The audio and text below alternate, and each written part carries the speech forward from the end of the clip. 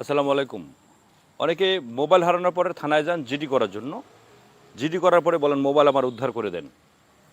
এই জিডি করতে যায় অনেকে আবার হয়রানির শিকার ঘুরে আসে, জিডি করতে পারে না। জিডি করতে পারে না কারণ হলো ওই মোবাইলের আইএমই নাম্বার আপনার জানা নেই। মোবাইলের আইএমই নাম্বার ছাড়াও আপনি জিডি করতে পারবেন শুধু মোবাইল নাম্বার দিয়ে। জিডি করতে পারবেন, কিন্তু আপনার মোবাইলটা পেতে একটু সময় বেশি লাগবে। আর যদি আইএমই নাম্বার মুখস্থ থাকে, আপনার জানা থাকে, সেক্ষেত্রে ওই জিডির মধ্যে যদি আপনি আইএমই নাম্বার দুটো দিতে পারেন, সেক্ষেত্রে আপনার অল্প সময়ের মধ্যে আপনি পেয়ে যাবেন। হ্যাঁ, অল্প সময়ের মধ্যে পাবেন যদি ওই মোবাইলটা কেউ ব্যবহার করে, ওই মোবাইলের ভেতরে যদি কোনো কেউ সিম ঢুকায়, যদি ইউজ করে, তাহলে আপনি অল্প সময়ের মধ্যে 2 থেকে 1 সপ্তাহের মধ্যেই আপনি মোবাইলটা পেয়ে যেতে পারেন। অর্থাৎ ব্যবহার হওয়ার সাথে সাথে আপনি মোবাইলটা পাওয়ার উপযুক্ত সময় আপনার পেয়ে যাবেন।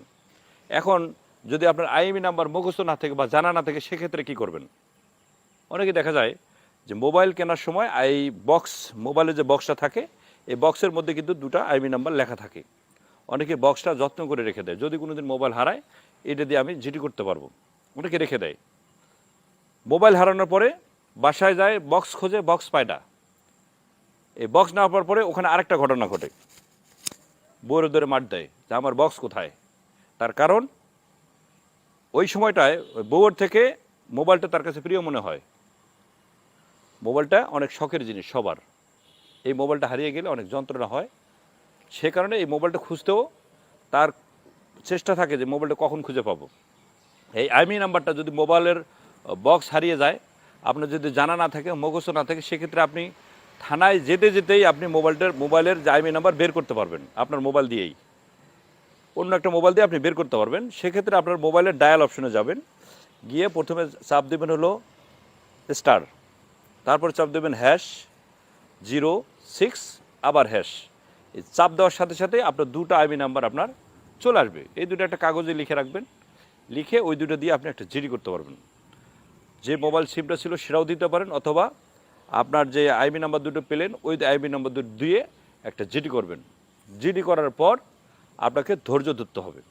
তার কারণ এই জিডিটা করার পরে এই আইএমই নাম্বার দিয়ে, এই আইএমই নাম্বার হচ্ছে মোবাইলের পরিচিতি। আপনার মোবাইলটার একটা পরিচিতি। এই মোবাইলটার ভিতরে, এই আইএমইর ভিতরে কোন সিম ইউজ হচ্ছে, কে সিম ঢুকাইয়ে কথা বলতেছে, এটা জানার জন্য একটা কল লিস্ট আনতে হয়।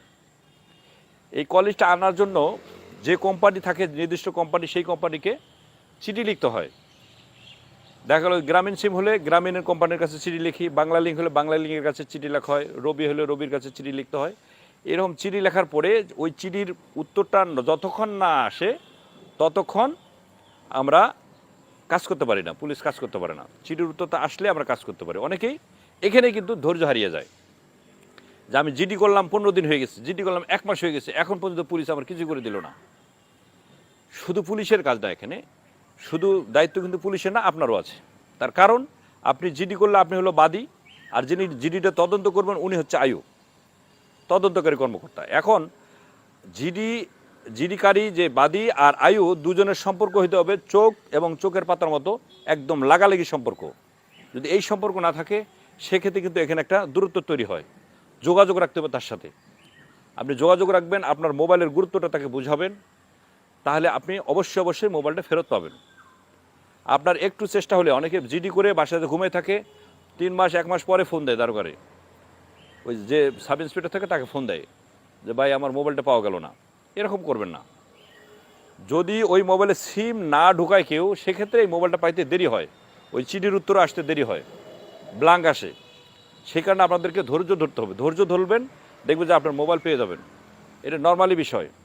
আর আইএমই নাম্বারগুলো মুখস্থ রাখবেন, জিডি করতে সুবিধা হবে। তাহলে আপনার থানায় যেয়ে হয়রানি হতে হবে না, যে থানা থেকে আপনি জিডি করে বের হতে পারবেন। জিডি করতে সময় লাগে 5 মিনিট।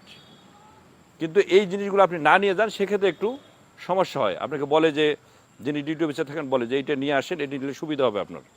তখন আপনার মাথা গরম হয়ে যায়, যে আসলাম জিডি করতে চাইলাম, আইএমই নাম্বার না, কী হয়েছে। এই যে সমস্যাগুলো, এই কারণে এই আইএমই নাম্বার মুখস্থ রাখবেন, এইভাবে বের করবেন, আর হলো ধৈর্য ধরবেন, মোবাইল পেয়ে যাবেন। ভালো থাকবেন, সুস্থ থাকবেন, নিরাপদে পথ চলবেন। আসসালামু আলাইকুম।